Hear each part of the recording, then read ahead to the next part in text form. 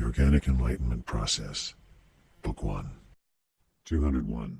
Awareness is ready to fill the new space in your mind as instantly as ignorance is emptied. No gap, no time of black, terrifying aloneness. Think of it like this.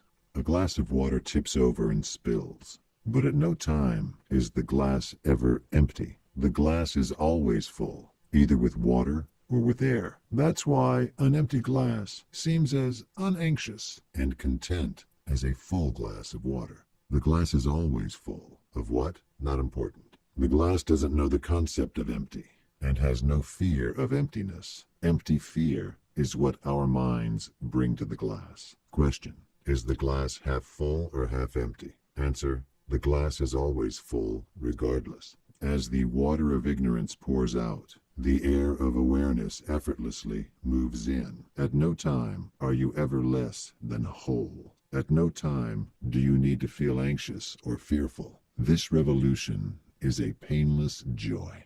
202. When I write about the impending revolution of love, I am not making speculative predictions. I am simply writing a history in the future tense. 203. This is not about monkey-wrenching the daily details of your life. Your life is full already and your own business. The individual big picture is the concern.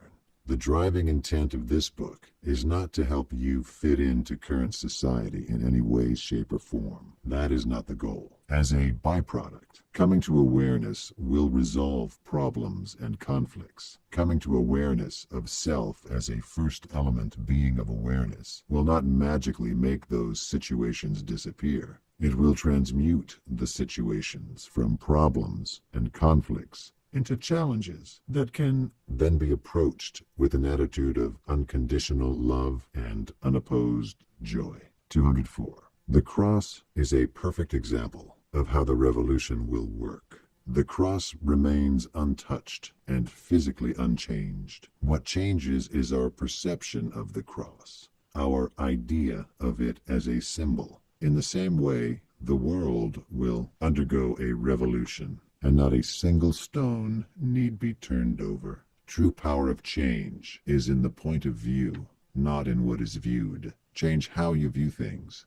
Don't necessarily change what you are viewing. 205. Ultimately, a movement based on a process that includes a diet of high-fiber ideas. High-fiber ideas inspire healthy movements. 206. In regards to the movement underway, I simply see myself as spiritual laxative. 207. It really doesn't matter when or where your current reality crumbles around you, as long as you have a sweet backup reality in place and ready to go. 208.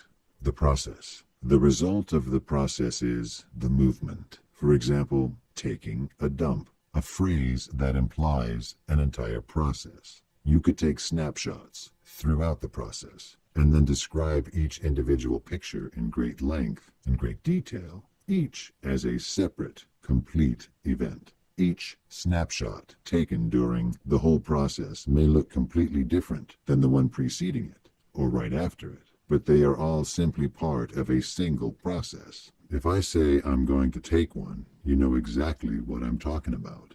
In essence, not necessarily personal technique. Refuse to prioritize any snapshot as better or worse or more lovable or more important than any other snapshot of any process. In truth, they are all just different parts within a single whole process. I can think of at least 17 different levels to the above process, 4 of which are expressible only in the German language. Though there are 17 different earth tone colors to the rainbow of this process, there is only one process. Get it?